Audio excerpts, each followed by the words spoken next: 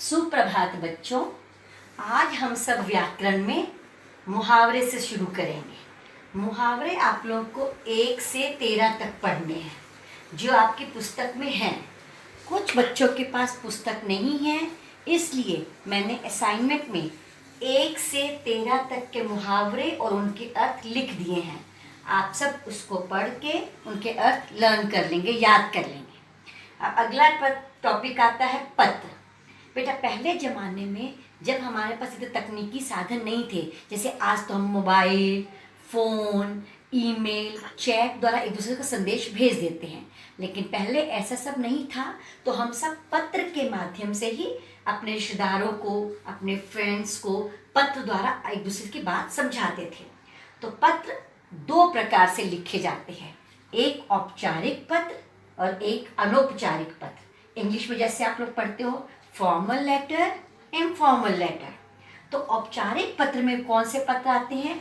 जो हम प्रधानाचार्य को लिखते हैं या किसी ऑफिस में, कार्यालय में, वो पत्र कहलाते हैं।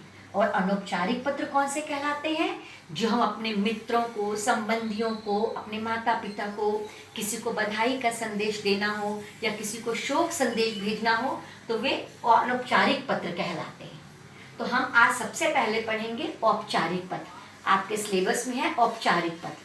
पत्र का नाम है छात्रवृत्ति के लिए आवेदन पत्र। छात्रवृत्ति मतलब बेटा स्कॉलरशिप। स्कॉलरशिप 2 तरह से दी जाती है। एक तो जो बहुत अच्छे बच्चे होते हैं, जो पढ़ाई में बहुत अव्वल आते हैं, फर्स्ट आते हैं, उनको भी स्कूल की तरफ से स्कॉलरशिप प्रदान की जाती है।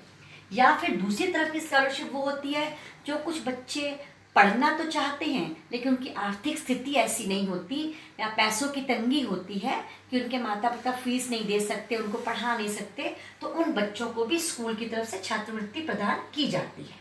तो इसके लिए इस पत्र को लिखने के लिए सबसे पहले अपने हाथ के बाईं ओर, बाईं मतलब लेफ्ट हैंड समझते हो ना बेटा, बाईं तरफ सबसे पहले लिखते हैं सेवा में। उसके बाद आप जहाँ का जिसको पत्र लिखते हैं वहाँ का एड्रेस होना चाहिए। जैसे हम अभी स्कूल के प्रधानाचार्य को पत्र लिख रहे हैं तो स्कूल का एड्रेस होना चाहिए, स्कूल का पता होना चाहिए। सेवा में प्रधानाचार्य गुरु नानक उच्च विद्यालय, पीपी कंपाउंड, रांची। ये हमारे विद्यालय का एड्रेस हो गया, पता हो गया। उसके बाद तिथि, डेट, जिस दिन हम लेटर लिखते हैं, पत्र लिखते हैं, उस दिन की यहाँ पर तारीख लिख देते हैं। फिर उसके बाद आता है विषय, सब्जेक्ट। जिस विषय के लिए, जिस कारण के लिए हम पत्र लिखते हैं वो यहाँ पर कारण लिख देते हैं। जैसे हम लोग लिख रहे हैं छात्रवृत्ति के लिए, तो यहाँ पे इसका विषय लिख देंगे छात्रवृत्ति के लिए आवेदन पत्र। विषय वस्तु के बाद आता है हमारा संबोधन, जिसको हम संबोधित कर रहे हैं। अगर कोई हमारा मेल पर्सन है तो लिखेंगे महोदय, अगर कोई फीमेल पर्सन है तब लिखेंगे महोदया। उसके पश्चात शुरू करेंगे विषय वस्तु। इस लेटर में आपको लिखना क्या है, आपको किस कारण छात्रवृत्ति चाहिए, वो कारण बीच में लिख देंगे। उसके बाद धन्यवाद। धन्यवाद के बाद अगर कोई लड़का है तो लिखेगा आपका आज्ञाकारी शिष्य। अगर कोई लड़की है तो लड़कियां लिखेंगी आपकी आज्ञाकारिणी शिष्या। उसके पश्चात अपना नाम, क्लास, रोल नंबर। और ये ध्यान देने योग्य बेटा, जो भी आप लिखोगे सब अपने हाथ के बाईं ओर लिखोगे, सब कुछ आपका बाईं तरफ आना चाहिए। और ये मैंने असाइनमेंट में आपको पूरा लेटर लिख भी दिया है, उसको देख के अच्छे से पढ़ना। हो सकता है इस लेटर से ही, इस पत्र से ही मैं कोई क्वेश्चन दे दूँ एग्जाम में, तो अच्छे से रीडिंग करोगे। अब उसके बाद एक टॉपिक आपका आ रहा है वर्षा ऋतु। वर्षा बेटा, कोई भी अगर टॉपिक लिखते हैं, किसी निबंध के बारे में, कोई लेख के बारे में लिखते हैं, तो इसके भी लिखने के कुछ नियम हैं, कुछ तरीके हैं, उस लेख को कैसे लिखा जाए। देखो, सबसे पहले तो जो टॉपिक में लिख रहे हैं, जिस विषय पे हम लिख रहे हैं, उसके पहले भूमिका लिखते हैं, अर्थात प्रस्तावना कि वो चीज़ है क्या। शुरुआत करने में जैसे मैंने वर्षा ऋतु आपको लिखा, तो पहले वर्षा ऋतु के बारे में बताएंगे, ऋतुओं के बारे में बताएंगे। जैसे आज हम लोग बोलते हैं भारत एक ऋतु प्रधान देश है, यहाँ 6 ऋतुएं। 6 ऋतुएं आपको पता है बेटा? शरद, शिशिर, हेमंत, वसंत, वर्षा, ग्रीष्म। ये 6 ऋतुएं हमारे भारत में बारी बारी से आती हैं। अब इस ऋतु की अवधि कितने समय की होती है? ये जुलाई से सितंबर माह तक होती है। और इस ऋतु को जिस प्रकार वसंत ऋतु को ऋतुओं का राजा कहा जाता है, उसी प्रकार वर्षा ऋतु को ऋतुओं की रानी भी कहा जाता है। अब ये तो हो गई भूमिका कि वर्षा ऋतु के बताने से पहले ऋतुओं के बारे में कुछ बताएंगे। उसके बाद नेक्स्ट पैराग्राफ में उस ऋतु से क्या लाभ है, क्या फायदे हैं, वो लिखते हैं।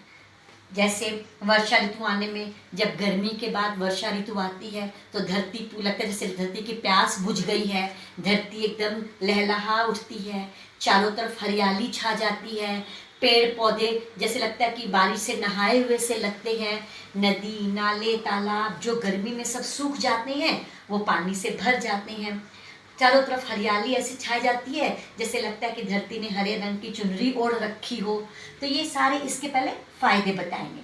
और इस ऋतु का किसान तो बहुत बेसब्री से इंतजार करते हैं क्योंकि इससे उनकी फसल अच्छी होती है, फसल को पानी मिलता है। एक पैराग्राफ लाभ का लिख के अब उस चीज़ से हमको नुकसान क्या है, क्योंकि हर चीज़ से सिर्फ फायदे तो नहीं होते, उस चीज़ से हमको कुछ नुकसान भी होते हैं। अब वर्षा ऋतु से हम कुछ नुकसान के बारे में बताएंगे, इनसे क्या नुकसान होता है। क्या नुकसान होता है बेटा? इससे ये होता है कि बहुत अधिक वर्षा आ जाए तो बाढ़ आ जाती है, बाढ़ आने से नदी नाले खेत सब पानी से उफन जाते हैं, गांव खेत खलिहान सब पानी में बह जाते हैं। इसमें बीमारियों का खतरा बहुत होता है, संक्रमण फैलता है, और इससे बीमारी से जब डर होता है तब लोग बीमार भी पड़ जाते हैं, संक्रमण फैलता है तो बीमार भी पड़ जाते हैं, तो इससे नुकसान भी है। अब अंत में क्या करते हैं, फिर एक निष्कर्ष लिखते हैं, कंक्लूजन, कि आखिर इसका निष्कर्ष क्या निकला। हमने लाभ और फायदे दोनों देख लिए, हानि दोनों देख ली, अब इस चीज़ का निष्कर्ष क्या निकला। इस लास्ट में निष्कर्ष निकाल सकते हैं कि वैसे तो अगर कहते हैं ना कि अति किसी भी चीज़ की बुरी है, कोई भी चीज़ अधिक रूप में आ जाए तो वो बुरी होती है, और अगर वो सामान्य गति से चलती रहे वो चीज़ तो बहुत अच्छी है।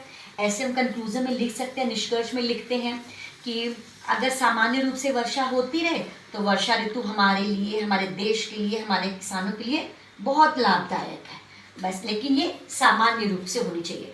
और यह ऋतु तो बच्चों को बहुत ही प्रिय होती है, बच्चों के साथ साथ किसानों को भी बहुत प्रिय होती है। तो वर्षा ऋतु अंत में लिखेंगे कि ये बहुत ही लाभदायक है हमारे लिए। ऐसे ही कोई भी टॉपिक, जब भी कोई भी लेख लिखते हैं तो पहले उसकी भूमिका बांधते हैं, उससे लाभ, उससे हानियाँ, फिर उसका उपसंहार। उपसंहार मतलब निष्कर्ष क्या निकला, कंक्लूजन क्या निकला। तो ये आपका बेटा आज आप लोग का कोर्स खत्म हो चुका है। अब मैं आपको असाइनमेंट में रिवीजन शीट भेज रही हूँ, आप उसे अच्छे से पढ़ो और अपने एग्ज़ाम की तैयारी करो। Okay children, thank you.